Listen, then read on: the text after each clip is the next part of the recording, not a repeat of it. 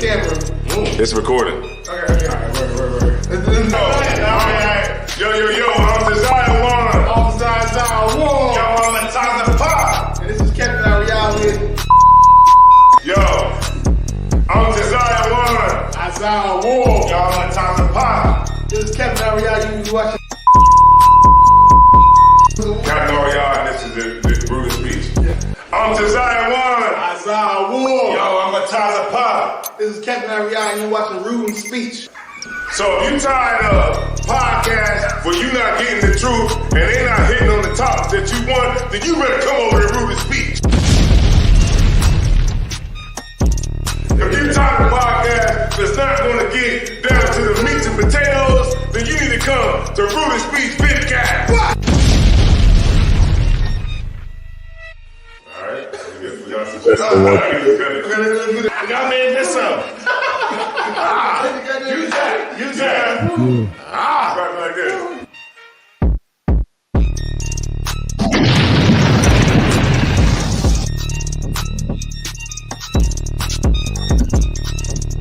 All right, we going live, y'all.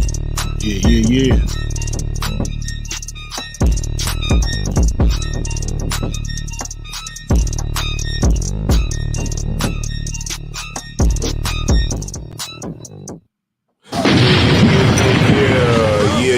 Yeah. What's going on, y'all, man? You know what I'm saying? Rude Speech.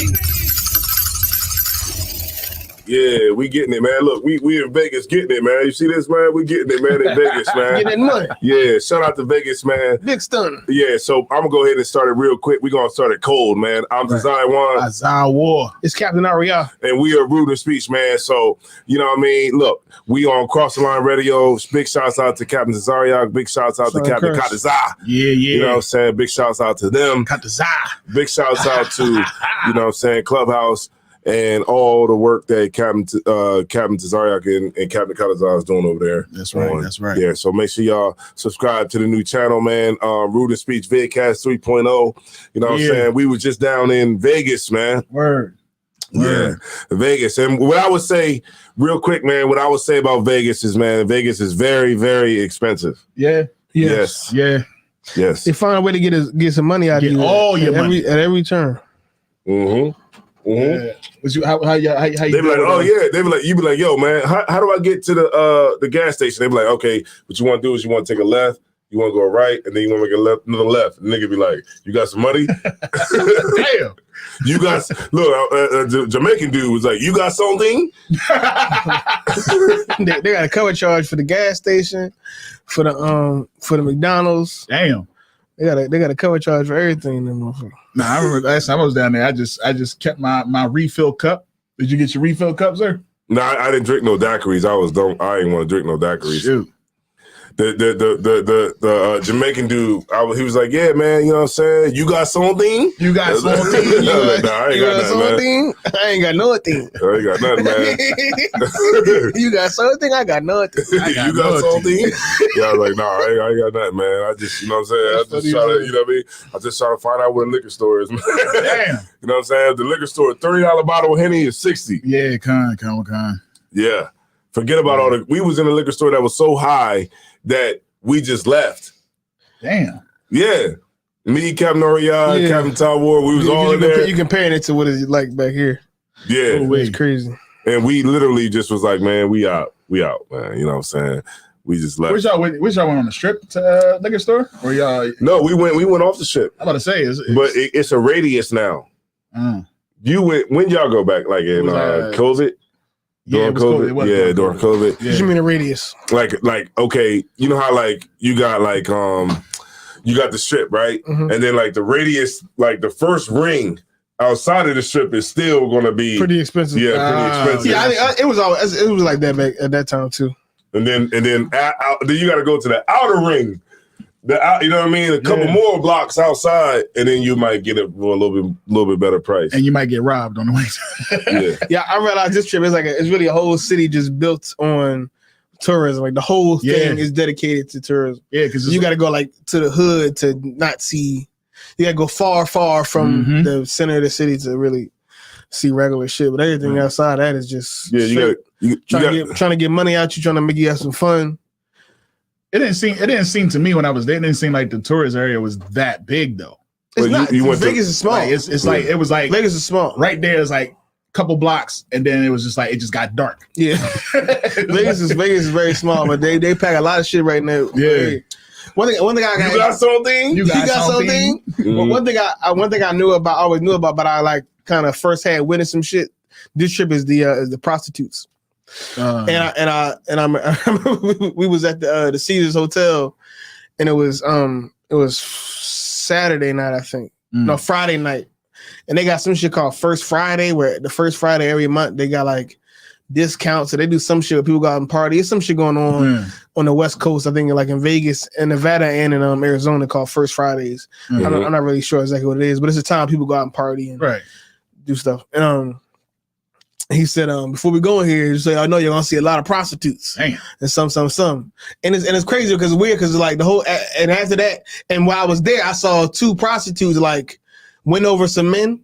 Like they approached two men. They was like, to my memory, there was two Edomites, there was two white men. And they approached some men and like, okay, you could tell that these is prostitutes and they just trying to get them to go back so they can have sex with them and get some money. Damn.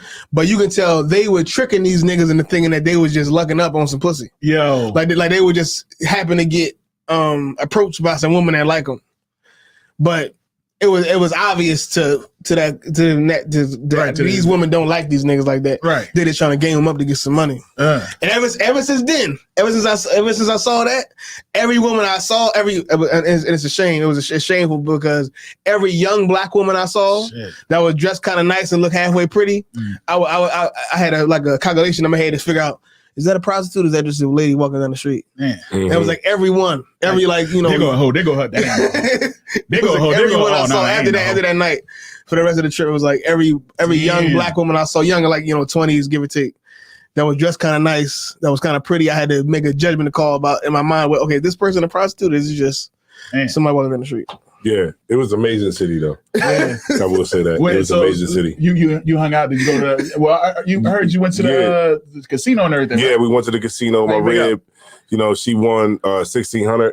Oh, won the money back. Son, got that money, boy. Yeah, she won the money back. You know what I'm saying? Well, your trip money back. Got the trip money. Well, not the trip money. I spent like $3,000 on the trip. Damn, Slovakia. I'm in the hole. Damn. That's about how much I would have did too. Yeah, I'm in the hole. Like I'm in the hole. Not that much. I'm in the hole. Not that much though. like literally, like I was like earlier this week. I drunk like some shit that I never drink.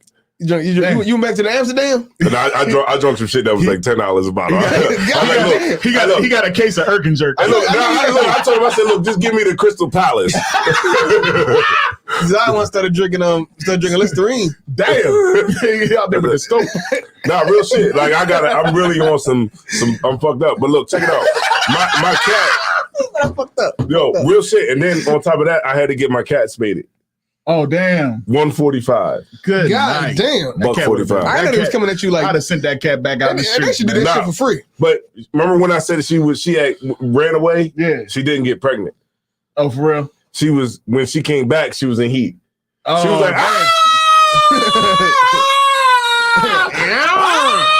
all goddamn night. I'm like, man, what the fuck? So they was like, yo, this shit is gonna cost. They was like, yo, this shit could last a month, and she was all night. And I said, man, look, I gotta get rid of this shit. So I took her to the motherfucking SPCA, got her done. But see, if you get your cat spaded while they're in heat, it costs an extra $30. Yo, man, I remember. I never forget, man. I went over. This is way back in the day. We went over this girl crib. And she had a cat, and the cat was in heat, right? And we sitting there. We were just watching the game, smoking weed, doing all that type stuff. The cat, you would just be sitting there, and all of a sudden, the cat was just backing up on you on the couch. So like you be sitting on the couch like this, and next thing you know, you turn, and the damn hole would be wide open. That's disgusting. That's fucking disgusting. Yo, I remember I turned and I looked. I'm like, what the? It looked like the cat was looking at me like. But it was the other end, and I'm like, "Yo, this some bullshit. Like, we gotta get the fuck out of here." Man. That's disgusting. I've seen cats in heat. I heard cats in heat. You know what I mean? That's some crazy stuff, man. Yeah, man. So, yeah, man. Had to do it. Yeah, did a dirty, man. You know what I'm saying? Had to do it. You know what I'm saying? Won't be no bastard kids coming in here. You know what I'm saying? Wow. And you know what else they say? They say with cats, like girl cats be so crazy when they in heat that they'll have multiple cats. That's why when you get a litter, all the cats be looking different in the litter because it be the multiple fathers. Yeah, multiple fathers. That's totally they disgusting. They be raping you. That's what she was in the streets. That's disgusting. She was mad she came back early. Yeah, man. Hey, yo, shout out to Shakara, man. Shout out to Abagayo. Shout out to Officer Amawan. Shout out to Barack Mana, Toronto. I gotta go to Toronto. I haven't been to Toronto. Cat been there. I heard you. Is it good shopping in Toronto? I heard. I went back when I was in college. I went shopping. I ain't got nothing that we can't get over here though. Yo, check this out. I went to a flea market that was in Vegas. Word. They charge you to get in the flea market. Damn, cover charge? Yes. I went into the flea market and they had everything in there. For real. Gold, silver, earrings, clothes. This shit was so dope. This is like the best flea market I've ever been in. Shoot. Like hands down the best I've ever been in. That new? Yeah, this suit right here, you know what I'm saying? Look, man, you blowing up my spot. I missed out on Vegas, man. I told you to call me. I was gonna send you some bread. I needed some stuff, man. I needed some stuff. Look, man, bring me back like 4 gold chains. Like I told Cat, I was like, when Cat was going and some fries. I was like, hey, Cat, man, when you get down there on Saturday, and they got those some Chico sticks. You know what I mean? Just give me a call, and I'm gonna send you the bread. I'm gonna cash at you, man. I just want a couple shirts. Yeah, see, they had some stuff out there. I know they did. It was good. When General Muhammad spoke. Yeah, that was dope.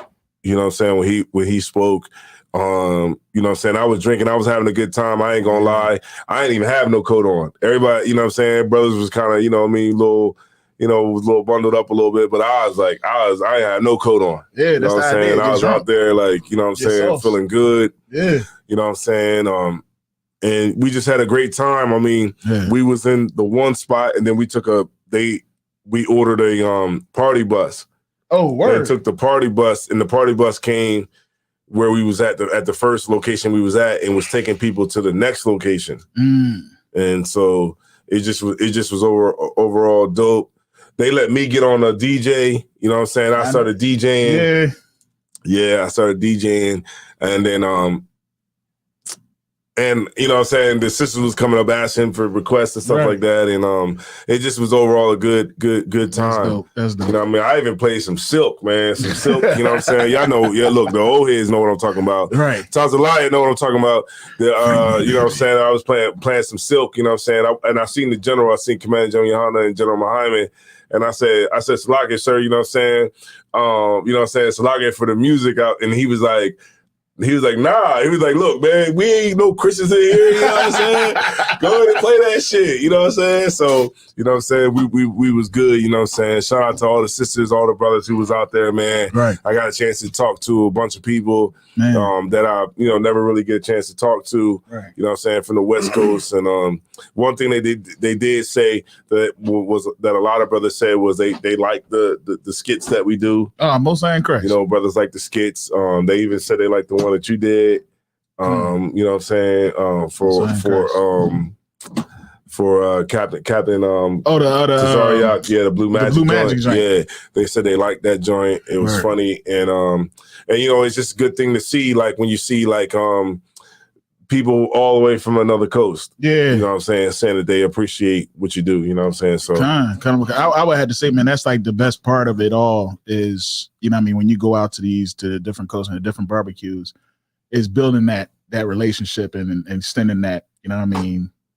Yeah. Your relationship with these brothers, because it's like when we went out to Chicago, you know what I mean? We had an amazing time in Chicago and then went to New York, and some of the people that was in Chicago was like, and we hang out, you know what I mean? We go out at the clubs at night and everything like that. So it's just like we building that relationship and you building that brotherhood, and you got your brothers in the different cities, and you know what I mean? I miss Vegas, man. I ain't gonna miss that again, man. Yeah, you know what I'm saying? It definitely was dope.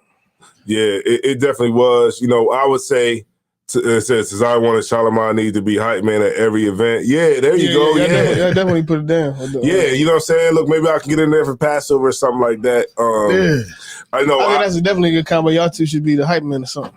Yeah, because I mean, I will say this, man. You know what I'm saying? Like, because we were sitting there and, you know, and I was like, man, let me get on the mic. You know what I'm saying? Right. Let me get up in this joint. And then, you know, I went to Charlamagne. I was like, look, man, let me get on that joint. You know what I'm saying? He was like, yeah, go ahead. You know what I'm saying? And then, you know what I'm saying? Because they was playing nothing but West Coast. Everything was West Coast. Word.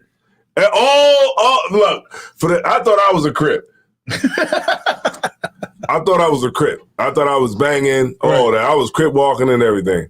They wasn't playing nothing. You know what I'm saying? I was like, Cap, man, they ain't playing nothing. I told Captain Ray, I said, they ain't playing nothing from the East Coast. He was like, man. And you know what they played? Was that? Hold on, wait a minute. That's what I'm about to say. Me It's like everybody looked at Captain Ariel like. I didn't. You know, you're racist because I didn't even play that song. Huh? That's not even the one I played.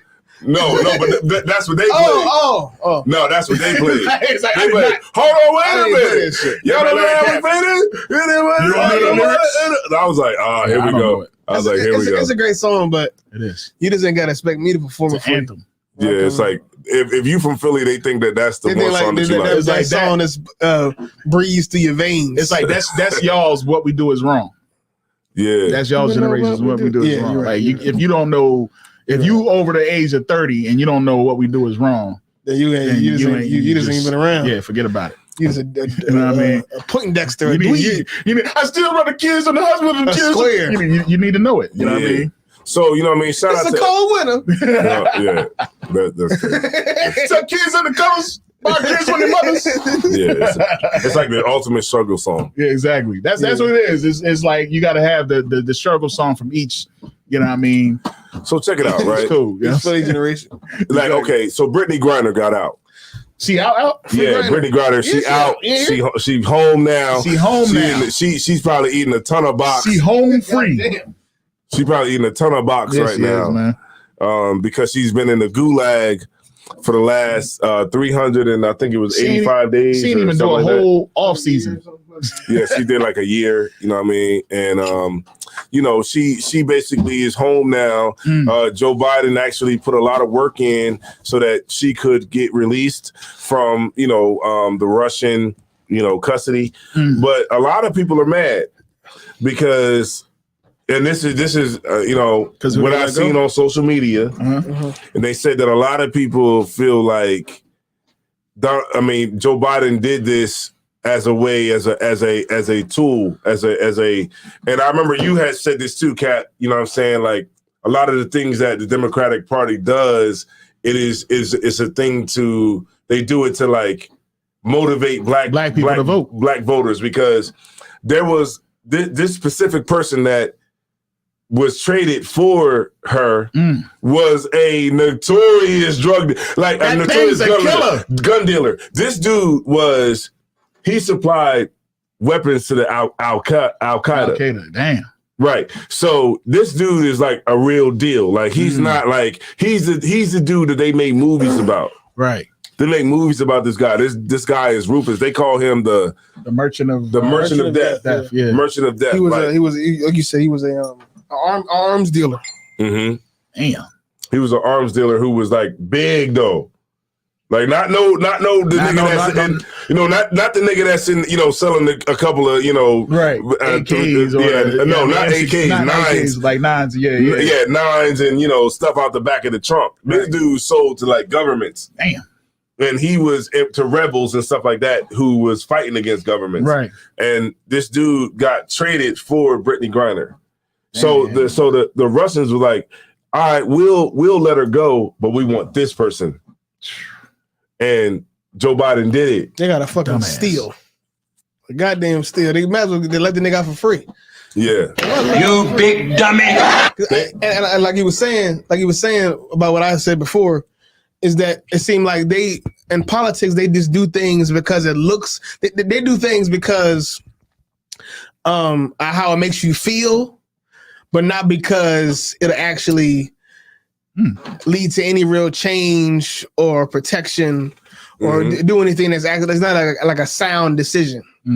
Like, I don't see how this is a sound decision trading a basketball player that half of the country didn't know existed before she got locked up for an arms dealer who can actually harm people in real life. Like, I don't see how. Like, it's basically like if Russia traded their top female soccer player, who nobody's heard of, whoever that is. I'm sure she exists, but I'm sure Russia has a top female soccer player. It's like if we traded her for, the American Sniper. Right. Remember that Edomite that died a few years ago? They had killed he was killing everybody. He killed 500 people in Afghanistan and some crazy shit like that. It's like we traded the top female soccer player in Russia for American Sniper. How does that equate? How is that a fair trade? Sharing some damn basketball player for the Merchant of Death. It's not even like LeBron. It's not even fucking KD. It's Brittany Griner. It's Sean Bradley of basketball. And I did not know her name a year ago. I didn't know.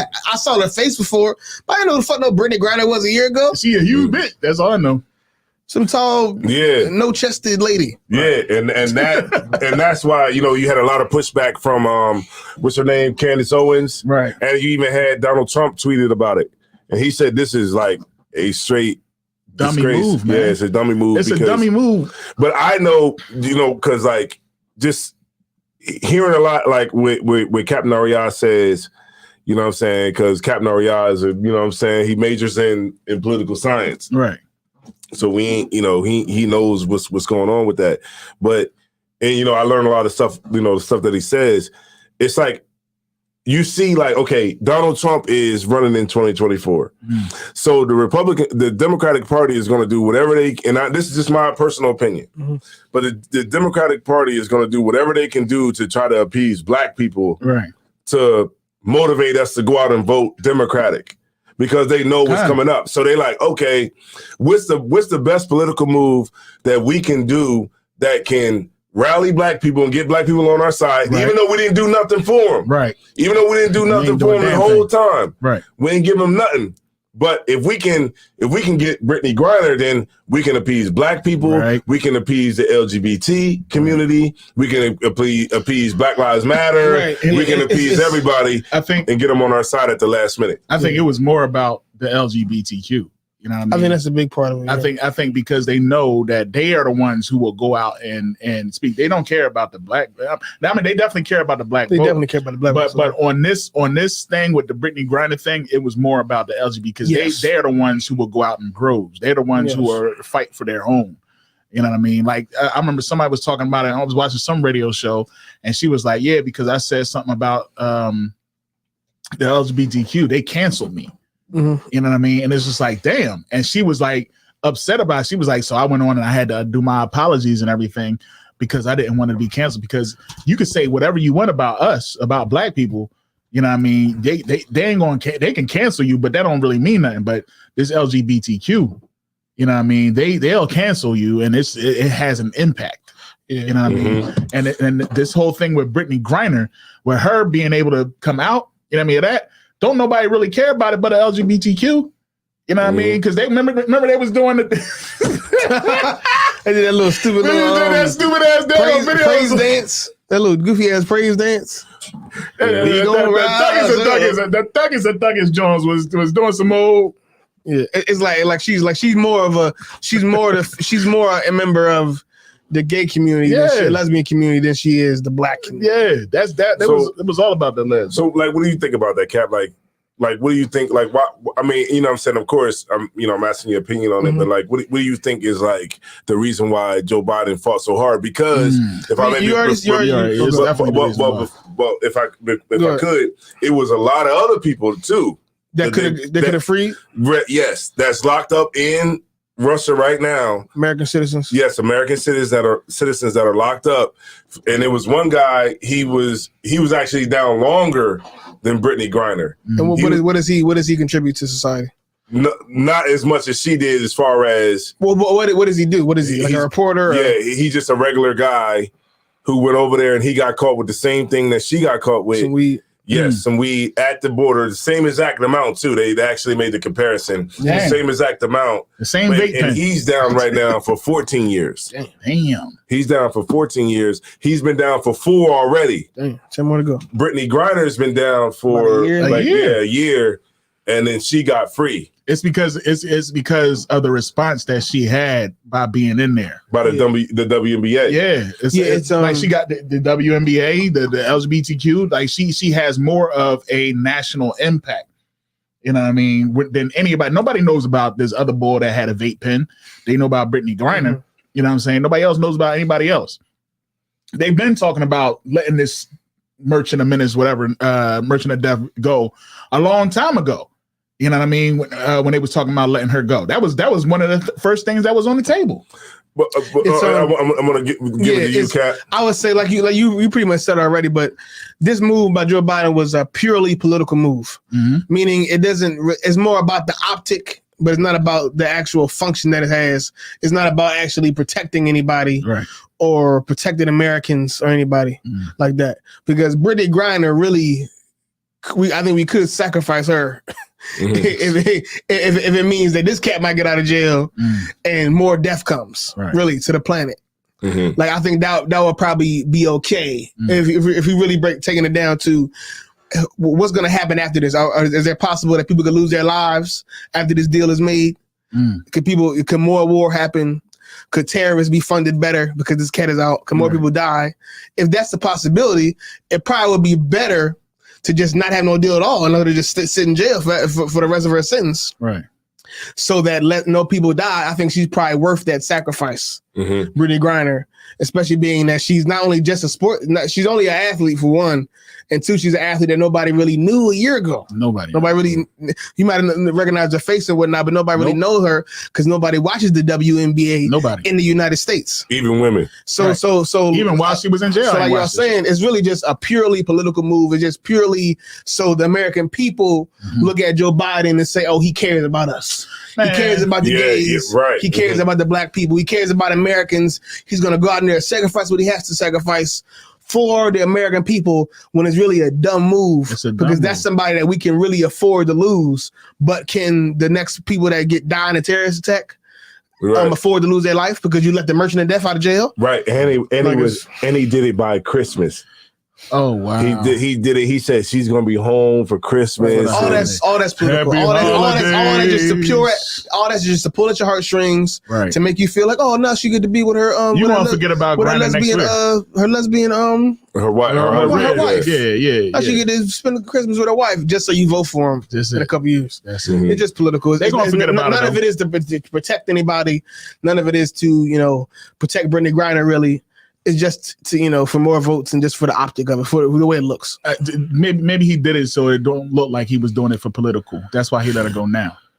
You know what I mean? Because if he let her go later, but everything you do and a lot of things you do as a politician when you in power is for the next election. But a lot of shit you do. But even still, who going to say, well, he let her go? Like, are we really going to say that? Well, he let her go. Like real shit, that's where everybody. Well, maybe I'm just like everybody's gonna say that it was his decision. Yes, he let Brittany Griner. I feel like even if it wasn't his decision, ultimately it was purely political. It's not going to be Granger. This doesn't protect anybody. Nobody's like the country as a whole isn't better off or worse off. I mean, we might be worse off. The country, like everybody that lives in the United States, but the country, the United States is not worse. It's not. U.S. citizens aren't better off because Brittany Griner, like the average person, maybe her wife and the team she played for, maybe they're gonna be better off, but not the average person sitting in America. And check this out. I know it was probably like a ton of Russian prisoners over here for all kinds of stuff, right? But they pick the worst. They pick the Merchant of Death. They pick that nigga to be the nigga that they pick to say let him go. Right. It had to be ultimately that that's who Russia was willing. That's who Russia was willing to make the deal for. Right. It was probably like, it had to be like, that's what we want, and that's it. We ain't gonna take nobody else. Yeah, it had to be. Because why the fuck you give yo, away right now, his roots probably run deep over there. Like, they like, yo, this nigga here is like, bro, bring this nigga home. I heard he, I ain't looking to it too much, but I heard he's connected. He knows Putin, I think, damn near personally. Right. So he got connections with Putin, and I think it was like, that was a big part of it. Putin, that's like Putin's friend. Right. Yeah. He's trying to get him out. Right now, it's a couple Russians right now that's time that just got harder because he got out. They like, he getting out? Yeah. I just spined for a little. I would have spined for a couple years. This nigga was selling millions of dollars of weapons. His whole sitting just got harder, man. Like, God damn. Did he snitch or something? They let the merchant out. The merchant? The merchant? Yeah. You tell me that the merchant out. Yo, they said we ain't never getting out of this. Yo, they said movies are made behind, this dude, like, movies are inspired from this guy. God damn. You know, like, you ever see those movies where they have, like, that one, like, Russian arms dealer who just, like, super ruthless. He got a whole team. He sells, like, all kinds of guns to, like, governments, like that type of dude. Damn. All right, no sweat. They got him, man. You know, so yeah, man, you know what I'm saying? Hey, with holiday season coming up, man, don't go out. Don't celebrate Christmas, man. Don't buy no gifts. Save your money. That's what I'm going to say to everybody right now. That's going to be my PSA. Holidays. Yeah. Don't go to the mall because you're going to be in the mall, listen to the Temptations and Boyz II Men and all them. And some of y'all going to get in the spirit. Yes, I know about you. So check this out, right? So I was on Clubhouse, right? I called Captain Ariana, told him about this, right? So I was on Clubhouse, right? So I was on Clubhouse and I was in this room and they were talking about, like, it was these girls on there and it was just everybody was in there and they was talking about, the girls was like, who was running the room, they were like, so if you were a dude and we were in a fight and you wanted me to come over to your house, how would you leave me a message on my answer machine? What? So she was like, so it's gonna be some role playing, right? So she was like, we're gonna role play. So she was like, so we want a guy to come up and I'm gonna play the music, and the music in the background was Jodeci. The music in the background was Jodeci, That's right? Hilarious. She was like, I want you to get on here and I want you to leave a message. I want you to leave a message and say, we want to see how you would get me to come over to your crib, right? So she's like, all right, everybody be quiet. So she starts playing it. She starts playing the Jodeci. Dude gets up there. He's like, yeah, hey, what's up, baby? You know what I'm saying? On the answer machine. Hey, what's up, baby? I was just wondering why you ain't been answering the calls. You know what I'm saying? Yo, that's crazy. I wanted you to come through or whatever, right? So after it was over, they was like, boo! The niggas like, boo, boo, this is why. So the girls started voting on, okay, guys, what would make that, was that a good enough plea to get this woman to come over to your crib? Okay, gotcha. So girls was on there, women was on there, it was like, I give them a 1. Right. I give them a 2. I give them a 1. I give them a 1. I give them a 1. Oh, that was whack, right? So I got on there. I was like, yo, put me on there. So, but I already had in my mind what I was going to do. Yeah, I already know what I already had in my mind what I was going to do. So I was like, so they was like, all right, y'all, everybody be quiet. All right, one mic. What's your name? Tazia Wan? I like, yeah, Tazia Wan. Yeah. All right, so go ahead and put me on there. So they started playing the Jodeci shit. They was like, all right, one mic. They started playing the Jodeci shit. I was like,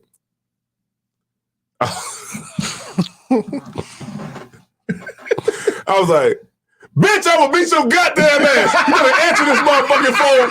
Why you ain't answer the phone? What, you giving another nigga some fucking pussy?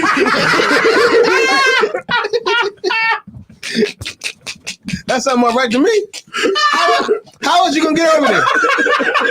That sound about right to me. What else you gonna say? What else you gonna say? That's exactly what you're saying, man. She mad. Sound crazy, man. When you get over there, it's gonna be some furniture moving. Bitch, I will beat your goddamn ass. You better answer this goddamn phone. Oh, you must be giving another nigga some pussy. I'm gonna kill you and him. And watch you call you right back. Yeah, and they was like, whoa. They cut that shit off, and then they was like, damn, that shit crazy as shit. But we needed that. Right. You know what I mean? Because niggas was on there want some bullshit. Yeah, want some simp shit. Man. Yeah, man. Fuck that. You don't do that. You ain't answer the phone because you get another nigga some pussy. Damn right, man. Like who does that anyway? Like who's gonna leave a message? Yeah. Well, you know what? Let me stop. It might be some people out there that would leave a message. I don't leave messages. I don't leave messages. No, now it's text messages. You don't leave a message? You want to leave a message? Hell no, I don't know damn voice message. Only time I do that is it's like a professional but I leave call. a text. Like a professional, it's like a professional thing. But like if I'm trying to get in contact with anybody and they don't answer the phone, I just leave them a text message. I ain't not leaving. No, if you had an argument with a chick, though, right? You had an argument with a Jean, and it's just like you trying to squash the argument and get her to come over. You ain't sending no text. I might depend on the situation. Yeah, but I wouldn't be like sending texts back to back to back to back. I might probably would send a text message though. Send a text message like, "Yo, what you doing?" It depends on I don't know what exactly. It would depend on the situation. Right. So that's what the whole thing was. It was like role playing. Okay, got you. So the women were like, you know, they were judging it. Word. You know what I'm saying? I called Captain Ariel right after. I got out the room after that because I was like, yo, I'm tripping. You know what I'm saying? But I just felt like I what score you get? You probably got a 10. Yeah, nah, they was like, damn. That's hilarious though. Yeah, it was. Yeah, I was like, bitch, I will beat your goddamn ass. You better answer this. Joe was like, I can't leave you alone. He was like, bitch, get there. I was like, bitch. Yeah. So shout out, man, to that room. I can't think of the room, but shout out to them, man. That's funny. Yeah. So if you a brother, man, you go into these rooms, man, and they ever come at you again, just do that. All right. I'm the sacrificial lamb, so you don't have to go through it. All right. I'll get the darts. I get the darts in my back so that you don't have to get them. Right. All right. So yeah, don't be on there like baby, please, baby, please. Yeah, because you know it's the funniest shit, right? If I could, right? So it was. I'm going off the cuff right now, right? It was Captain Kapaj. Okay. And one of the questions was one of the brothers asked him on his relationship show. You know his relationship show where he gives relationship advice. Brother said, how can I deal with getting another wife? You know, like what could I say to my wife that could help me out? And one thing he said that was just so funny. He was like, he's like, when you get another wife, man, you know what I'm saying? You just want to make it feel like it ain't nothing. You know what I'm saying? You just get another wife. He's not like, a big deal. He was like, not a big deal. He's like, don't sit your girl down and be like, baby. He'd be like, no, like this. Baby, I got a confession to make. Be playing Usher in the background. Sit down before I talk. Before I say this to you. Yeah, baby, I got a confession to make. I got another wife, baby. Like that's the worst thing you could do. That's the worst thing you could do. Don't do that. Nah. All right. Like, baby, I got a confession to make. All right, man. So, all right, Cap. Now, this is a question for you. All right. So, do you think weed is destroying the black community? Like many things in the black community, it most definitely is. It may not be the worst thing in the black community, but it's definitely a side effect of some of the worst things. I would say it's just because it's something that that definitely pacifies a person or a people, and the problem is it's so widely accepted. Because at least crack cocaine we know is wrong, even though people still do it. We know it's wrong. People know that doing coke and heroin, and for the most part, popping pills and all that. People know most of pretty much all the other drugs. Right. People know is evil or is wrong, can hurt you real bad, or a detriment to a people. Right. But that weed. People are so accepting of it, they legalizing it, and people just are caught up in a whirlwind of weed, and it's so prevalent in the black community. It's like it's there, like everybody smoking. It's like if you don't smoke, you're like an anomaly, right? And I was thinking about this earlier, but I was working in slavery. I was working in slavery over the past year. So I'm not working in now, but I was working in slavery. And when I was working, a few people asked me, "Do I smoke?" Right? It came up like 3 or 4 times. Right. Just somebody asked me, "Do I smoke?" And I would always say no. And every person maybe one person didn't say this, but then every person that asked me, "Do I smoke?" And when I replied no, they all immediately said, they all immediately said, why'd you? That's not what they said. But like, damn, man. They didn't say that. That's what you expect them to say. You would expect them to be surprised, like, oh, you never smoke. Oh, what's wrong with you? So you must be crazy. None of them said that. They all said, that's good. That's good that you don't smoke because it's too expensive. Because I feel nervous when I don't smoke. I need to smoke to not feel nervous and not have anxiety. Yeah, I wake up in the morning, I feel like I'm gonna kill myself or whatever, or I have anxiety and all that, depression, and I have to smoke. Yeah, all of them say, like, I'm telling you, like probably like 5 people said that. Asked me, do I smoke? 4 of them said it's good that I don't. When I responded when I said I don't, because weed, even though they legalizing it, even though all the rappers do it, even though it's the cool hip thing to do, it's a cover up. It covers up your anxiety. Yeah.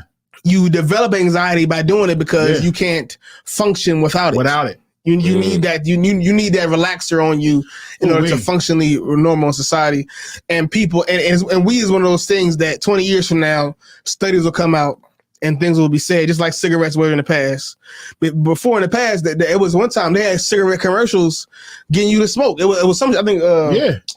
One of them motherfuckers, I think one of the presidents, I forget which one. One of the presidents, he was an actor. He was on the commercial and he was like, "Yeah, smoke a cigarette because it helps with your digestion or some shit."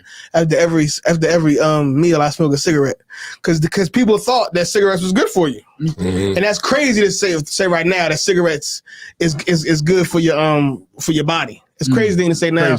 20 or so years from now, we'll be saying the same thing about weed. That it's too damn strong. It make you docile and weak. It make you lazy. We'll say it gives you anxiety. People get dependent on it. People can be addicted to weed. And right now we live in a world where all that is shunned and just the promotion of it. When you get down to the nitty gritty of it, you know, being a weed head is just is akin to being a crackhead or anything else. It might not destroy your body as quickly, but it definitely destroys your mind. It definitely destroys your mind. Let me tell y'all. I remember when I was in high school, weed was a big deal. Like everybody was smoking weed. Like you would go into, it was certain stairways. I went to Martin Luther King and Philly, and it was certain stairways that was just smoked like weed. So they used to smell like weed. So they used to have these like PSA type joints, like these joints, and they would talk about how it's affecting your brain. And even though you might be okay now, what it's doing is tearing at your brain, and eventually years later, you're going to feel the effects of it. You know what I'm saying? So, you know, you be wondering why you be forgetting shit. Like I was telling you earlier today, I was like, Cat, man, you know, it was crazy. Like I'd be sitting here thinking like, damn, I wish I wasn't smoking weed like I was, you know what I mean, when I was younger and shit like that, because sometimes I'd be fine. I know it comes with age, but sometimes you be sitting there and you be like, damn, I was just thinking about some shit. What the freak was I just thinking about? God damn. And it's just like, I'm feeling something like I'm too young to be, you know what I mean, going through stuff like that. Right. We don't realize some of the effects that marijuana has on us, because it was a time when I was smoking so much weed that it was like, I would smoke according to how I was feeling. If I wanted to feel good, I was a scientist with it. So I had to have my sativa, you know, so I feel good. And then I would get my indica, you know what I mean, when I wanted to go to sleep. You know what I'm saying? Because you don't want to be up and, you know, smoking a sativa at late at night because you all happy and you want to, you know what I'm saying? So I was getting to that point, and it's just like, we don't realize how much dependent we become on weed. Weed shit is just like crack. It was in so many ways. I told you like the one story I told the one week, how I was able to go all the way down to, you know what I mean? I went through the hells and everything just to make sure. I got mad stories about what I had to do, what I wanted to do in order to smoke weed. You know what I'm saying? Times when I had the bread and when I didn't have bread. You know what I mean? When I didn't have bread, I would go in my homie crib and this nigga had roaches. Like he had roaches. I ain't talking about the roaches that you smoke. I'm talking about the ones that move. Oh yeah, roaches. He had roaches. I'm talking about the floor moving type roaches. But you know what? He would have the bangingest NBA 2K tournaments. You know what I'm saying? And we would be over there smoking weed. So like certain things that you just be like, you know what? I want to smoke. Whatever I gotta do to smoke. You know what I mean? So whatever that vice is, man, like I'm trying to tell you, that weed thing, yes, it definitely is killing us because it makes you stagnant. It makes you okay. If you want to make money, don't smoke weed because you will be okay with working the remedial job. You know what I mean? Because that's what that weed does. It just makes you just that. It's been plenty of times. One thing you don't do when you smoke weed is plan. You don't plan when you smoke weed. Like you smoke weed and you got plans. Like I'm gonna come up with an idea that's gonna make me money. Whatever you do, don't smoke weed. You know what I mean? Because when you smoke that weed, that plan is out the window, and all you thinking about is just being high. You know what I'm saying? And all that plan shit go out the window. Like you don't care about making money. You don't care about doing nothing. All you think about is finding a way to get that $20 so that you can get that, you know what I mean, that fix for that moment. You know what I'm saying? Yeah. Okay. How many times I smoke weed with my friends? We supposed to go out that night. Yo, we going to the club tonight. Let's smoke this L. You know what I mean? You gonna roll up this L. You know what I mean? And then we go in the club. And as soon as you roll that, smoke that L, it's like, yo, you know, I ain't even trying. Man, fuck that club, man. That's funny. Your future is at the club and you done missed out. Your future at the club. Your whole life. Your whole life is at the club. You stayed in the crib like, man, fuck that, man. You know, I heard some shit that was like profound. Right, I heard some shit that was profound. It was this dude. He died or whatever. I guess he died, and I've seen this like montage of different videos that they had like about his life. And then while they were showing the different montages of it, like his life or whatever, they had a voice clip of him talking. You know what I'm saying? Come. And he said, if you, I got it right here. He said, if you don't believe in what you do, then you haven't figured out what you do best. And I thought about that, and I'm sitting there. I'm sitting there at the slavery while I'm listening to this, and I'm like, that's some profound shit. Because I believe in for my slavery. I don't believe in this shit here. I don't believe in this shit here. I believe in. What is it? He said, I don't believe. If you don't believe in what you do, you haven't found. He said, if you don't believe in what you do, then you haven't figured out what you do best yet. I think that's bullshit. Then you haven't figured out what you do best yet. There's definitely people that do things the best they can. The thing they're doing, or there's things they have done that. Hold on, let me get the mic. They're best at that, but they don't believe in it. Well, that's what he's saying. I'm saying. Read the quote one more time, just so I'm sure. I'm trying to make sure I understand what's happening. He said, if you don't believe in what you do, if you don't believe in it, then you haven't figured out what you do best yet. Right? Yeah, that's bullshit. Here's why. What about that? Like this is a simple example. I think we all understand, but like an athlete that is very good at playing basketball. That's different. But how is that different? But he believes in what he believes in what you do. No, he don't believe in it. He just doing it because he's good at it. He don't believe in it because belief is just here, ain't it? Right, but niggas who play basketball, they believe in it. They invest in it. They practice in it. Yeah, they do like, okay, I'll give an example. Okay, if you 7'2" and you can run fast and jump high, like you gonna get pushed into that thing. Yeah, but how many people get kicked out? No, I'm saying go ahead, finish. But all I'm saying is it's possible to not really like basketball that much and still be good at get to the league and be good at it. Like, okay, that's what I'm saying. My point of view, right? I was like a nigga who was like, man, fuck it. Right. I could go to the league, I can go to the NBA, and I could just sit on the bench. Right. And there's niggas that do that right now. But niggas really want to play. Right. When they go to the league. Right. You see what I'm saying? Like nobody goes to the league expecting just to be like, fuck it, I'm gonna just sit on the bench. I think some of them do. That's why they do it. That's why they sit on the bench. It's like they just good enough to spit on the bench. It's like this. The way I see that quote, I think about what I do, right? At my job, I'm a beast. And I mean, I can go in there and I run things, you know what I'm saying? So do you believe in it? It's not do you believe in it? It's not what I want. But you're good at it. I'm good at it. That prove a point. But it's not what I it's but you're still good at it, right? But he's saying if you don't believe in what you do, then you haven't figured out what you do best it's yet. Like, you know what I tell my son? You know what I tell my son? Okay, well, I understand. I tell my son this all the time. I say you need to find something that you want to do. Right. And you know what I'm saying? Find out what you want to do and make that your job. You know what I'm saying? Don't just follow everybody else and just end up having to work just to work. You want to do something that you really want to do, like a musician. A musician loves to play his instrument. A musician loves to do stuff like that. So he makes it his job. You know what I'm saying? DJ Khaled, you know what I mean? He makes beats. He loves to make beats. So he made that his job. I got to talk about him too. I'm glad you brought him up. Come on. We could talk about him tomorrow if you want. I don't want to talk about DJ Khaled. We're going to talk about him for. But he's in the news right now. For what? What do he do now? He made some sneakers. I seen them stories. I was gonna get them. Oh no, I wasn't. I sent you the videos. Oh, you talking about that one story with that one guy? Yeah, I don't think that's what we're talking about. He's a big. That guy's not that big. For Jamaica, he is though. You talking about the guy with the teeth? No. Oh, you talking about Oh, I'm sorry. Don't nobody care about that story though. You talking about Vibes Scott? Not Vibes Scott. Damn, I can't think of his name. Sizzler, yeah, Sizzler's big over there. Yeah. Sizzler tore up the damn plaque because he had like a LGBT artist or something like that, and they don't mess around with that's that. Why he did it. I think they didn't give him no money. Yeah, it was. I assumed it was money. I'm sorry. We'll bring it out tomorrow. It's like I'm not going to speak on it. I'll bring it out tomorrow before I have all the facts. Yeah. For tomorrow or whatever. So it's like I won't bring it out now. We talk about that. But what you were saying about I'll give you an example, right? I was at the slavery, right? So right now at my slavery, they was like, and I'm an electrician by trade, just so y'all know, right? All right, Sizzler. Barack went out said Sizzler. All right. Right. She know about the story. So I'm at the slavery and they made us do these self-assessments.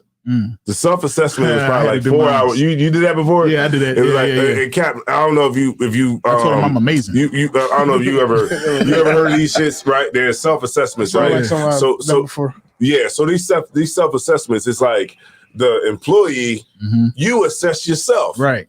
You say how you feel that you're doing at this job. Y'all can't live without me. Right. And how you feel that this job perceives you. Right. Then you submit it, and it goes to your manager. Right.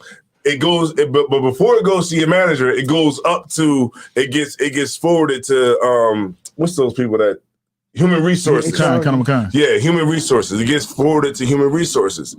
After human resources review it, it goes to your manager. Your manager reviews it, and when your manager review it, he gives an assessment on you. Right. Then both of y'all come together. Talk about it. Yeah, y'all.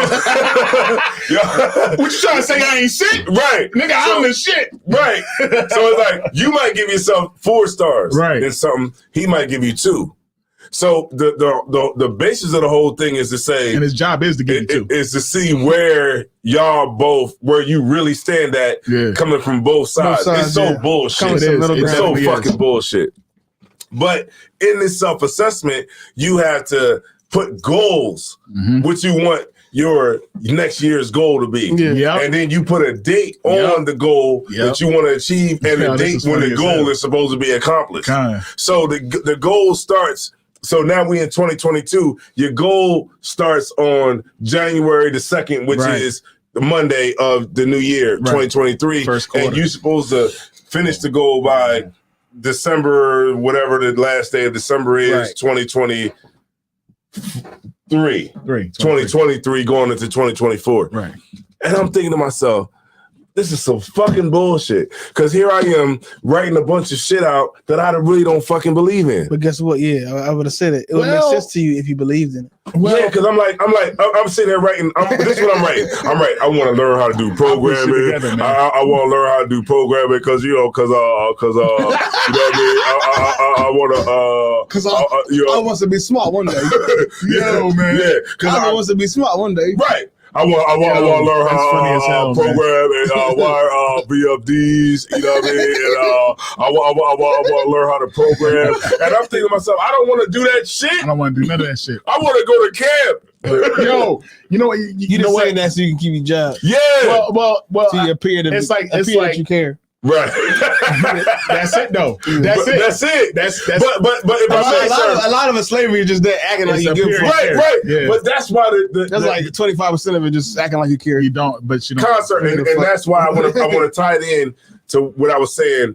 That's why it was like that quote when I heard it. Right. It just felt like, and I'm not saying it's the most profound shit ever. Right. But it was something that I heard. Maybe it was because the dude was dead. Damn. Maybe it was because of that. I think you know what I'm saying. But it just hit me because I was on his deathbed or something. Huh? He said it on his deathbed or something like that. No, he was dead. He had died. And it's one of his quotes. They was putting a montage of all the different shit he was doing in his life. Something he said. And it was something that he said. He was like, I keep forgetting. But he said if you don't believe in what you do, he said I do this because I believe in it. And he was like, if you don't believe in what you do, you haven't figured out what you do best yet. Right, because you haven't taken the time to invest in what you want. But what if somebody only good at sitting down and smoking weed, watch TV? But it ain't got nothing to do with sitting down. What it is, right? If you good at sitting down and smoke weed, then you don't know what you're best at. That's not what he said though. But he's saying he said what if I believe in sitting my ass down and watching TV and smoking weed? Well, guess what? You didn't invest in the time to make that. I get what you're saying. Now I see what you said. That's what he said. But I'm gonna say, I believe in sitting down smoking weed. But I'm gonna say, here's what I'm gonna say. You believe in sitting down smoking weed, but that's not your job, and you didn't make that something that you can become famous of. Okay, are we strictly talking about if you believe and if that's what you believe, right? The quote wasn't that specific. Cap going the camp route. The quote wasn't that specific though. I know where he going. I'm gonna say so. I got something for it though. If I may, I think I got something for it. If that's what you believe, right? If you believe that I believe in sitting down, smoking weed, and watching movies, then why ain't you got a YouTube channel of you doing it? Why ain't you making bread? I don't believe in a YouTube channel. I believe in being private. I believe in sitting down in my private home. I believe in sitting down in my private home, watching TV and smoking my private weed. But I don't want to be on YouTube. All right, so because he didn't talk about actually making some type of bread off of it. Okay. Unless he meant a job, then we can talk about that. It's all about strictly believing in something. No, it's not. It's not strictly believing in something. But that's what it's about. I'm just going on with what the nigga said. I'm just saying. But it's the undertones in it. He was talking about. Was he talking about slavery? Yes, like he was talking. Something you can make money off of. Right, something you can make money off of. A couple of the things that. What if I don't believe in making money? A couple of the. You freaking genius, sir. I don't believe in making money. What if I think money is an evil construct? I really want to He was talking about. Okay, they was playing a lot of clips. We could actually play the clip. We can play the clip. Might as well. So it was him talking about. It was some of the clips that was playing was him like rapping, like being a rapper. Okay. And being that type of a person who made money. And so that goes right to my point. It goes right into my point that I'm about to bring up. I'm gonna keep it real. I'm gonna keep it all the way real. I ain't gonna sugarcoat nothing. I'm so glad you said that. But what I'm saying is that, like, from when I heard it, I took it as something that he wanted to do, even though he wasn't a good rapper, but he still believed in it. Believed in rapping. And he felt that because he didn't put enough. And this is all, you get my point, it's something that I heard. I'm just bringing it out to y'all. It's in the eyes of the beholder. So whoever hears it, everybody's going to hear it differently. You know what I'm saying? So I just heard like, damn, okay, if it's something that you don't believe in, then you haven't actually figured out what you do best. Right. Now, I took that from a standpoint of a person that's working, because I already do what I do best. I'm in the school. Right. I'm in ICPK. But you took it as what you make money off of. Right. What I can make money off of. Okay. That's what I looked at it as. Yeah. Okay. This is why I'm fighting against it, because a lot of times quotes like that, even though they sound good, a lot of times quotes like that. Misinterpretation. No. Quotes like that simply stifle real success. They stop you from actually being successful. Like you said, the nigga was rapping. He actually believed in rapping, but rapping, I'm sure, probably didn't make him was he a good? You said he wasn't a good rapper. I don't know. I'm not. But he wasn't like Lil Baby or nothing like that. I'll take him out of it. Then somebody might believe in rapping. You might really believe in being a basketball player, but you 5'2", so your chances are very slim that you're going to make a living off of basketball. You might believe in being a rapper. You might think, you really want to be a rapper. You love the hip hop culture. You like writing rhymes. You like going to the studio. You like shooting music videos. You like being creative, but you're a shit trash rapper. Right. You can't rap good. Your voice sound weird. You ain't got no good enough personality. You're just not gonna never make it as a rapper. So, but you might be very good at being an engineer, or being good at being a doctor, or being a lawyer, or being something that will actually make money. You might just be good at driving a truck, even though you don't believe in driving trucks. You can't, in my opinion, you can't just do what you believe in, because a lot of times doing the things that you just simply believe in will ensure that you're broke forever. Right. I totally understand. Simply believing in something doesn't ensure success. Right. It just means you enjoy doing it, you like it, but that don't mean you're gonna get a dime or pay a bill off of it. But, so we are talking about making money. The bottom line is, I need to find something that I like to do that I can make money off of. Simply believing in that thing does not guarantee that you're ever going to make any money off of it. Key. That's key. Right. And that's the part, I guess, like for me, you know, I mean, some would say I've got a pretty decent job, you know what I'm saying? Like I have, you know, I have an office, I have, you know, like my job is not like a hard slavery. No, you hold $20. It's not a hard slavery, you know what I mean? I be talking to you for what, 2 hours, 3 hours? He be like, Slack, I gotta go. I be on the phone. like, I gotta get some type of work done. I gotta get some type of work done. I be talking to him, he be like, hold on. Johnson and Bruckheimer. I be like, yo, how are you doing today, sir? One time Cat called, I was like, you want 25,000? He was like, damn. Yeah, he was talking to somebody. I was like, damn. I was in the background because he was talking to somebody. Like, he was like, hold on, Sluggy, so I got to take this call. And I heard, I kind of heard him. I heard him in his job. You know what I'm saying? He was when they talk to the merchant. He was like, Johnson and Bruckheimer. Yo, the funniest thing is, I was trying not to sound corporate at all. I was like, yeah. So, you want how much you want? 25 G's. 25 G's. I was like, God damn. He's like, Kev's in back, like, God damn. I was like, oh shit. You want 25 G's. I was like, God damn. Remember when you got back on the board? Yeah, I was like, damn. He was like, I want 25 now. I'm like, they just be giving money away. Yeah, because he working fraud and shit. Yeah. Yeah, crazy. Never gonna be able to pay that shit back. So I see exactly what you're saying, Cap, because the way that you know what I'm saying, you broke it down. Now, the thing that you believe in, you can actually make a living off of. That, like, once again, if this all boils down to, are we talking about the thing? We're talking about the thing that you're doing. We're talking about the thing you're doing to make money, the thing you're doing to make a living, the thing you're doing to pay bills. Yeah, I don't believe in it. And that's okay. I think that's okay. In my personal opinion, I believe it is okay that you do not actually believe in the thing that you do to pay bills. Right. You do not have to be all that passionate about the things that you do to make money.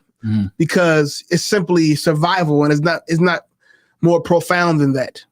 It's simply comfort to do the thing that you love to do for a living. Really, that's just like more of a luxury. That's not like something. It's a luxury. It's not something necessarily that should be expected.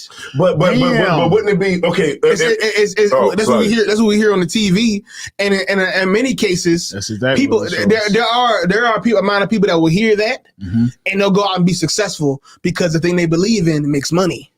Right. Or the thing that they believe in, they're good enough at to make money. But then there's a lot of us, probably like 80% of the population, 80. Who I would definitely say 80. That thing they believe in really should just be a hobby. Right. Damn, that's heavy. And the thing that they're good at, or the thing that they can make money off of, is what they should do to make money. But see, and that thing they believe in should just be something they do on the weekends to do on their free time. You got it, sir. No, go ahead, please. No, that's heavy as hell, Cap. Because the fact of the matter is, that's what the dude is saying. That's really what he's saying, is that the thing that we want to do to make, you know what I mean, that job should be a hobby. Yeah, you know what I mean? I don't think that's what he was trying to say. But what I'm saying is it's like somebody who believes in themselves as being a rapper, right? Even though they want it to be their main source of income, it's not going to. It won't happen. It's not going to. It's just not. It's going to be a hobby. The numbers just don't. But what he's trying to say is that if you put in what you really believe in, and you're not putting any effort into what you believe, then you're not really hitting. You know what I'm saying? Like because I've been so into making it in the corporate life. Before I came into Truth, I ain't had no problem. Laser focus. Right. Like I ain't had no problem. Once I came into the Truth, now it's like you found something that you believe in. Now exactly, and I want to put all my energy in that, and it's actually put me in luckily.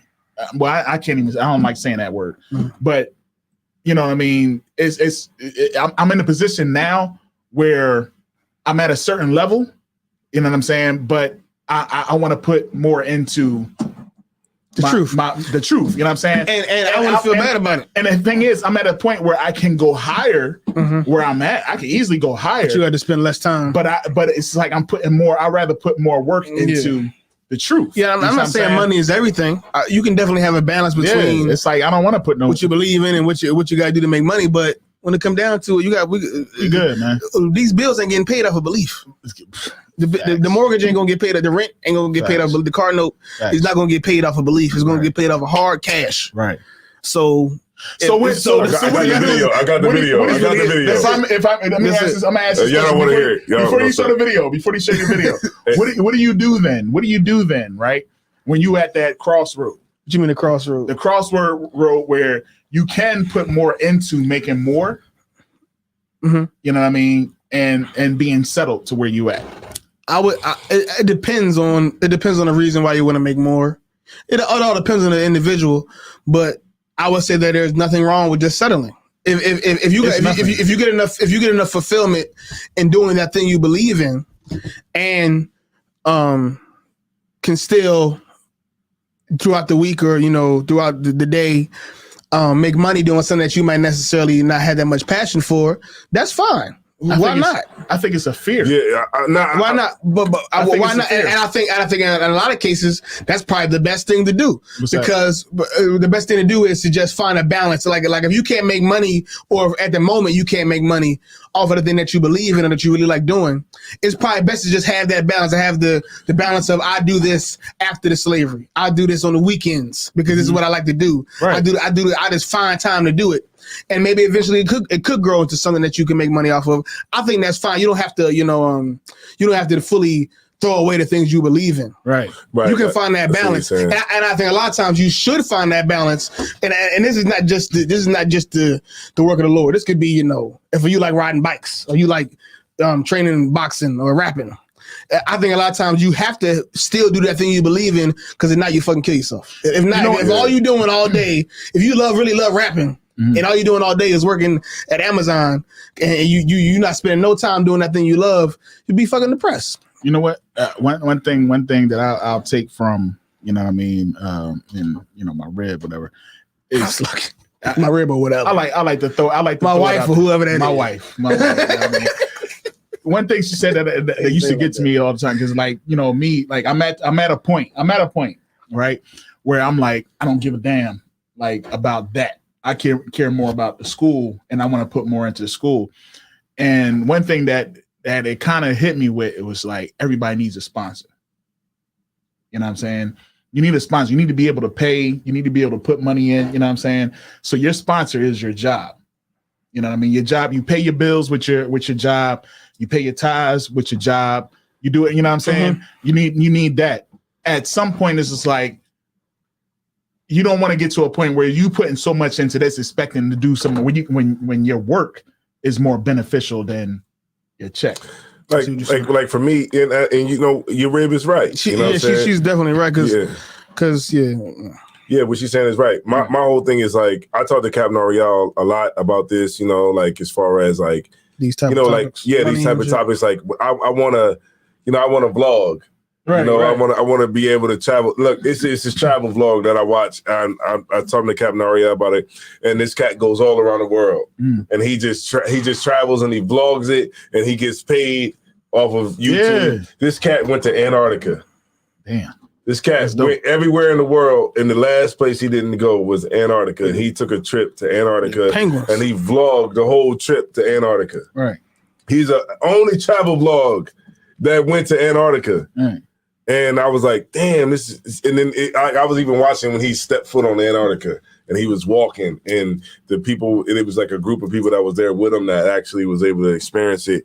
And I'm like, damn, he's actually doing what he believes in, because in his mind, he actually said he had the skit, the sad music and everything behind it. But he was saying that, he was saying that in his mind, the reason, and he travels by himself too. He don't have nobody there, I can't travel all around the world without somebody, you or Captain Ariel, somebody, my rib, you know what I mean?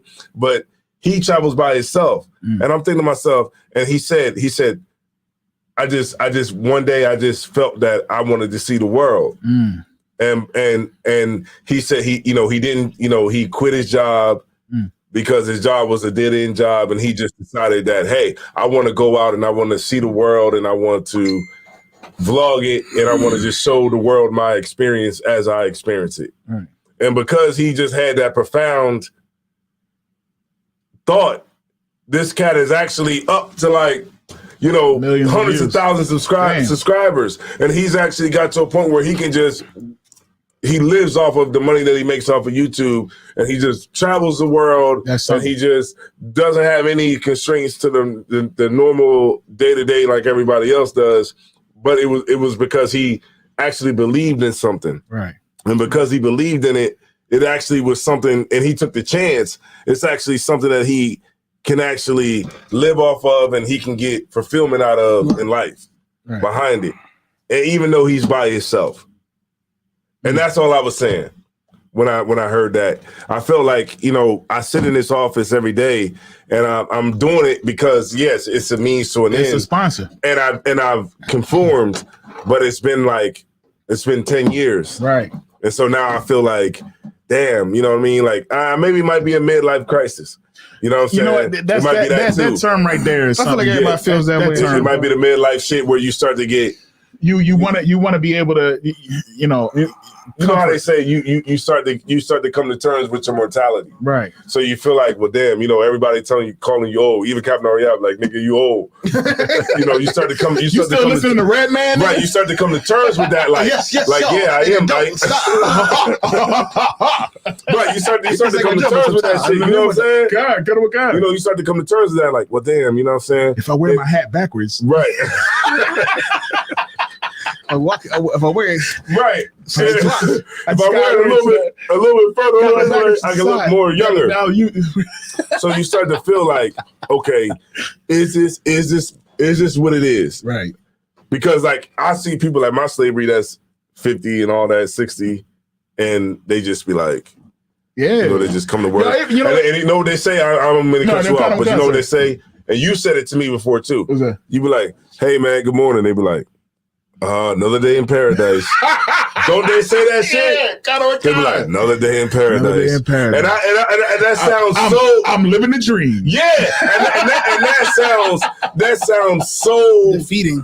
Yeah, it does, man. They be like, yeah, living the dream, man. Living the dream. Saying it to them, I'm like, this your dream? God damn. Another day in paradise. It's like they don't see what they're saying, but to me, I take it more to heart because I'm like, damn, if I don't do anything now, I'm going to be like you. Yeah. And then the young niggas that see me, they're going to be like, hey, what's up, OG? I'm going to be like, living the dream, man. You know what I'm saying? You know what's crazy? It's like they, at my job, it's like, that's what they do. And it's just like, it's everybody does it. You know what I mean? Like everybody, the living the dream, you know what I mean? I'm living in paradise and stuff like that. And it's like when I say to them, when I say stuff like, damn, this your dream? This paradise to you? It's like they look at me like, yeah, because it's different, right? Shit. You know what? You're right. So they're not. It's like I just broke them out the matrix. They're not saying that. I thought they would be saying that sarcastically. No, they literally are programmed to do that. Oh shit! They're programmed. Like at my gig, it's a program to like that's. Listen, man, it's to move up. It's certain things that you do. You know what I'm saying? And that's one of the things. That's one of the things that you say. To be there. You know, you wear your tag on your right, so when you shake the hand, your name pops out. So you okay? We ain't got to talk about it forever, but for you, people at your job, right? Right. I know for me, people at my job been there for 40 years. Yeah, people been there 30 years, man. 20 years. You know what I'm saying? It's not like a job where it's like a quick turnover at my slavery. Nah, it's no turnover. So where I got to now that they ain't. But kind of it's a cat that I worked there. He been there 38 years. Yeah. That I talked to. His name was Marvin, black guy. Yeah. He been there for 38 years. He can remember when the place was racist, totally racist. Yeah. You know what I'm saying? But now, you know what I'm saying, we in this place where it's getting a little bit more modern and stuff like that. But you know what I'm saying? So at your slavery, is it more like people that's been there for 20 years, 30 years? Hell yeah. And where I'm at right now, it's like they wasn't. They be like, damn, how'd you get up here? It's like people in here retire from this. You know what I mean? Like they super duper agents. So it's just like, you know, they like it's I don't want to go into it because okay. So when they say living the dream, yeah, when they say stuff like that to you, how does that make you feel? That makes me feel like they just gave up. You know what I mean? Because that's not my dream. Like my dream is not that. They are corporate. When somebody says they live in a dream, if somebody comes to me, I'll be like, yo, what's up? I'm just saying what's up. I ain't even saying, hey, how are you today? I'm like, hey, yo, what's up, man? What's good? Hey, man, living a dream. God damn. So in your mind, that's somebody who just gave up. They corporate. What do they believe working there? Though? All right. So once you get what I said, what do they believe working there? They believe working there. All right. Now, what do they believe in? Let me say something. Nah, because I see what you said. Like great point. What you saying? It does mean something to. Okay, but some of these I ain't gonna say I put all business out there, but they already know what you do, kind of. Yeah. But I ain't gonna put all your business out there. Yeah. But the slavery y'all do, I could imagine. It means something to believe. Yes, it being something. Like if I could imagine that you can believe in. I could imagine somebody going to school for that and that being their end goal. Yes, and, growing up there, knowing that's what they wanted to do. But then I could imagine that. What happens is they run into somebody like me, and it's just like rule the world. Nah, but you have to do what you do to get here. Real shit, Cap. Nah, you right. I gotta give it to you. Yeah, because we're gonna talk about. We're gonna say if you believe in it. The slavery y'all got there. Y'all not astronauts, but these slaveries. I can imagine there's a lot of people in there. Who went to school to do that. Yep. They knew they wanted to do it when they was younger. You know what I'm saying? I can imagine people have a passion behind doing this type of slavery y'all do. Right. I met a woman electrician, and she was like, when I was a kid, I just saw the way lights came on. Yeah. And I just wanted to do lights. And I'm like, what? I did this shit because I was digging a fucking hole, and didn't want to dig no fucking holes. Right. You know what I mean? So so y'all are absolutely right. Yeah. Cap is right. It's subjective. It is kind of as far as to who the person is, because like what Cap said was where people go to school to learn he's right, because my supervisor really loves this shit. Yeah, that's why he's a supervisor. It's people why he's a supervisor. I had some of the supervisors like, why are you enjoying it so fucking much? Because I ain't believing that shit. Right. It's like they actually care about it. It's like all right. And that's why they're the fucking supervisor. Yeah, that's what it is. That's what y'all ever played the game of life? Care. Y'all ever played the game of life? The board game? No, yeah. It's a game of life. So you got two choices. You can either just go take the career path, or you can go to college. You know what I mean? But either way, eventually you can, pick the card to decide whether or not you want to make a certain amount of money. You know what I mean? So there's people that go to college and then they do the internships and they'll end up meeting us the same way. Or I went to career path. It's like I went to career path. Mm-hmm. And then the people that took the college path end up the same way. They just maybe got there a little shorter. Mm-hmm. You know if I could just add to your point, which was a great point, and I'm glad you said that, because a lot of times what people do, and I was just talking to a college student who's working at the slavery I'm working at right now. He works in a different department, but he's in school right now for environmental science. Mm-hmm. He's about to get his bachelor's degree, right? So so now he's actually working there while he's getting his bachelor's degree. Right. But let's just take that out the picture, and let's just say a person coming in with a master's or a bachelor's. Right. Now what you're seeing now is that a company, if they got to hire you with a master's degree, they got to already give you a certain amount for you to, when they hire you. Right. So a lot of companies are saying, you know what? Fuck that.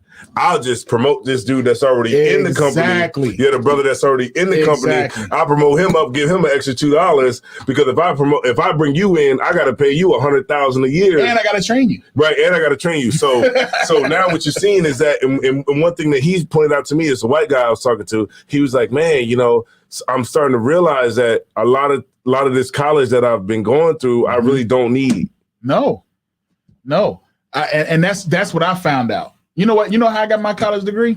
While I was in the job. My job paid for my degree. You know what I mean? And because I got the job, I was doing the work. You needed to get a higher position, I'm assuming. No, I just was like, my job paying for it. I'll give you an example. I met this girl, right? She was working. She had a bachelor's degree in anthropology. Ooh-wee. But it's like, what do the fuck? folks do with like what the fuck you gonna do with anthropology? Like she was working. That's when they study bones or some shit. Yeah, she was working. Yeah. She was working. One time I met a. She probably be like a what's that shit? She probably like working in a museum. Yeah, she be what's that shit? Archaeologist. Yeah. She probably be that. I get maybe I don't know. Ain't too I many met an archaeologist before. Yeah. So it's like if you're not doing that, what he's saying, you're not working at the Philadelphia Institute of Institute. Let me get a job at the African American Museum or something. It's not many jobs. Right. And I think a lot of times we get caught up on how the job title sounds. Right. Yeah. You know what I mean? Like, what do you do? I'm an anthropologist for the African American. But where you gonna? But you know where you gonna be working at? Walmart. Yeah, basically. Talking about hell. Let me check that bag. Let me see. Yeah. All right. Let me see the receipt. Watch out for your femur bone. Let me see that receipt. All right, you good. You know what I'm saying? But yeah, man. I just want to bring that out. Jobs they're good if you want to write a book, or you probably should go teach. Yeah, that's what I want. Yeah, I always wanted to do that. I did want to do that. Yeah, when I was in college, I was studying history.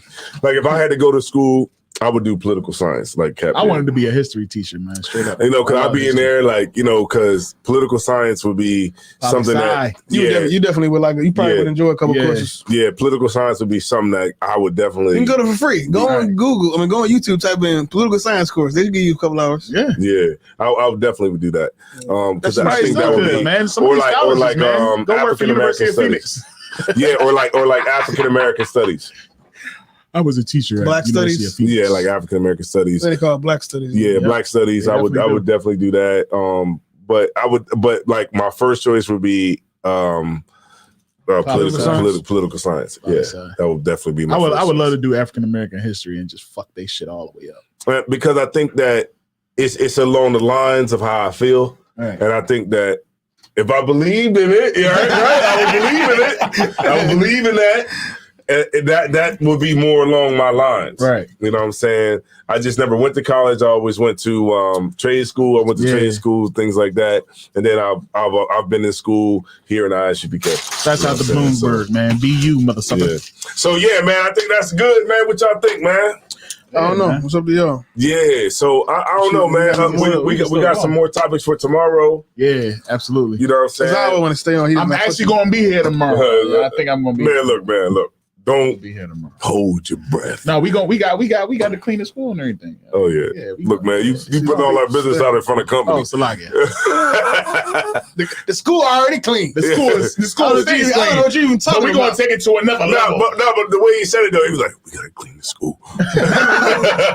We got to make sure the school is." Hey, you know what's coming up? Hey, Hanukkah coming up. Oh, I need to keep my cover. Yeah, so we working on it now. We're about to rededicate the temple. So look, man, check it out. For all y'all sisters that's watching, man, look, check it out. You can dedicate something to the temple too as well. That's right. Whatever city you in, man, go out and buy something, man. Buy something, man. Whatever it is, man. You can donate your time and say, look, I'm gonna paint these doors, I'm gonna paint these floors. Right. You know what I'm saying? If you a sister, you could say, look, I'm gonna get up in here and I'm gonna clean up this temple, or you can, buy something, the table ornaments, right. Whatever it is that you want to do. It's the dedication of the temple is a time to dedicate something to the temple. Right. We ain't going out to Walmart and Target and getting the decorations with the shield decorations like they do in the Jewish community. We ain't getting lights. Oh shit! I done messed up the light. You did something. So I did something. Turn this shit around. You in the darkness now, brother. How'd I do that? Man, you got your feet stretched all the way out. How the freak I do that? That's crazy. I need to box it. Like, damn, you comfortable. Stretched out, right? Yeah, so big shouts out to Cross the Line Radio, man. Shout out to y'all. Big appreciate Christ, man. Yeah, so look, make sure y'all go to the website, not the website, the damn YouTube channel, man. Called Root and Speech 3.0, man. That's Root and Speech 3.0.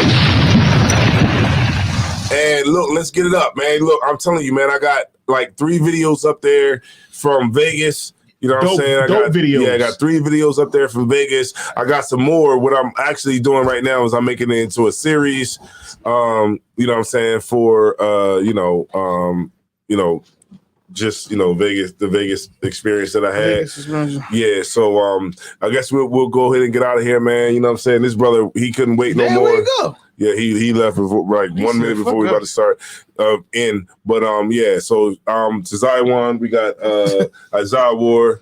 It's Captain Ariel. Man, it's Rude and Speech. So make sure y'all check in tomorrow. You know what I'm saying? We're going to be getting it on. And shout out to Captain Tazariak. Shout out to Captain Kadazar. Shout out to Clubhouse. Shout out to everybody, man, who support us. And, y'all the real winners. So with that being said, man, I'm going to go ahead and let me see. Let me go out to something just so I can, send y'all off right, all right? So appreciate y'all because y'all the real winners, man. And with that being said, man, let's go out to this, man. What the hell? All right. You already know, man, we in Delaware. So, yeah, let's get... Matter of fact, you know what? What the hell, man? Let's go out to this right here. All right, here we go. Hey, I'm just following orders. Let me get one of those slow motion pictures, bro. One of the slow motion pictures. You gotta shoot at 60 frames per second. Come on,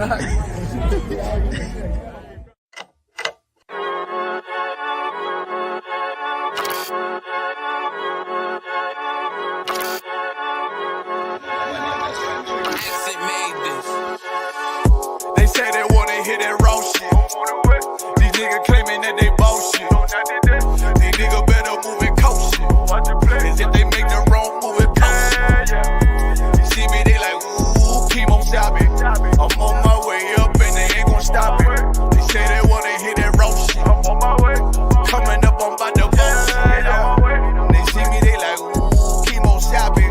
I'm on my body, real niggas right beside me. Damn right, I brought my army, going up like a rocket, and can't nobody stop me. These niggas garbage, so watch your mouth, boy. Coming all black, slithering house, call me mouth, boy. I'm off the hip like a cowboy. I'm a king, you should bow, boy. Shorty like, damn, man, you cut up. Nothing I can handle. 144 in the booth, going Rambo. Niggas do you dirty like a stick in a bando. That's why I play the corner like a bum with a banjo. I'ma lead by example.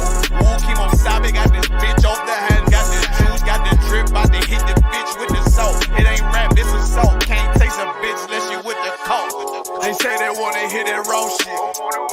These niggas claiming that they bullshit. These niggas better move and coach shit. Cause if they make the wrong move and coach shit. Hey, one way, one way, one way, one way, one way. Coming up on my I do it how a veteran be. You better than me. I'm Reggie at the edge of the key. It's all money, no honey. Think you settle and see. You locked up, fucked up, and it's back to the streets. It's One West. You can check the residency. I reside with soldiers died on the soles of their feet. Cause there's death before designer. Ain't no coward in me. Cause I'm cold as a bitch's shoulder. You ain't calling a week.